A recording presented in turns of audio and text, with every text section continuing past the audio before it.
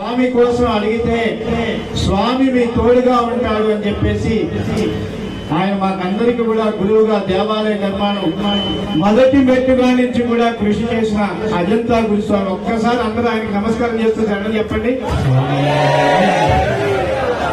మొట్టమొదటి పడిపూజ కోసం 4,000 రూపాయలు పడిపూజ పెట్టినప్పుడు 4,000 రూపాయలు 1,116 బియ్య బస్తా కోసం ఆ రోజు అన్నసేవ కోసం సంకల్పం చేస్తే మొట్టమొదటి పడిపూజ మచిలీపట్నంలో ఎక్కడ నాకు దొరకలేదండి.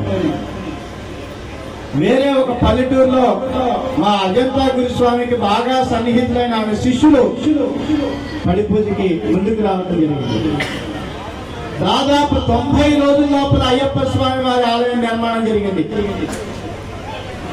ఇవాళ దాదాపు 1,00,000 మందికి లేదు అనే శబ్దం లేకుండా మాల వేసుకున్న అయ్యప్ప